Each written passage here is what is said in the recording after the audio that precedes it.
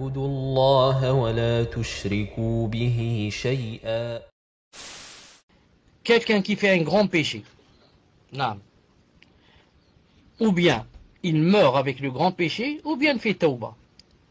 S'il fait tauba avant de mourir et qu'Allah Ta'ala a accepté son repentir, il remplissait les conditions, il n'y a plus de problème, c'est comme s'il n'a pas fait de péché.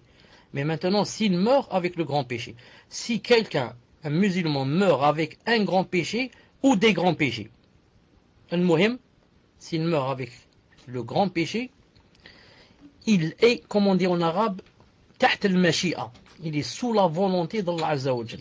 C'est-à-dire, ou bien Allah Ta'ala va lui pardonner et le faire entrer directement au paradis, ou bien va le faire entrer d'abord en enfer, ensuite le faire entrer au paradis.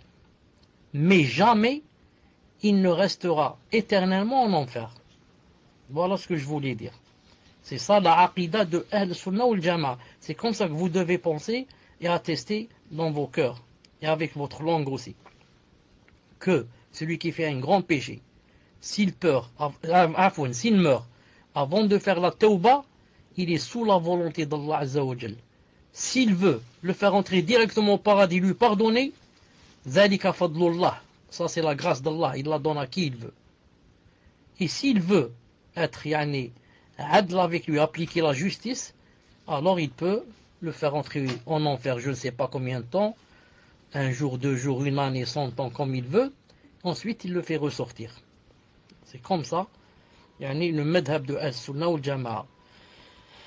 طيب, autre chose, Inch'Allah Ta'ala, تفضل.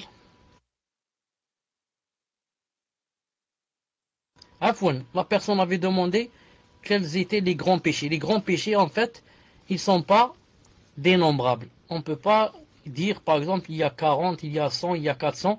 C'est pour ça que les savants, quand ils écrivent des livres, comme Zahabi, il écrit Al-Kaba'ir, les grands péchés. Il essaye, d'après lui, de donner une liste exhaustive des gros péchés, des grands péchés, mais il ne peut pas. Il n'y a pas comme ça une liste, on peut dire c'est celle-là, la liste, la dernière. Non, on ne peut pas.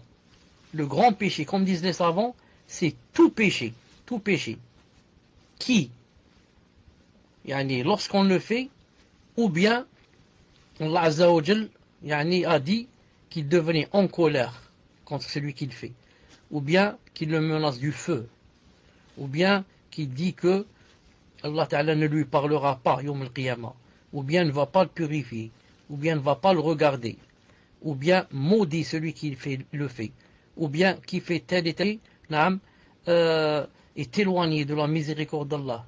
Et comme ça, chaque péché, quand tu lis dans le Coran, tu trouves un péché, dans le Coran ou dans la Sunna, et après ce péché, c'est cité que si tu le fais, voilà ce qu'il va te faire t'arriver.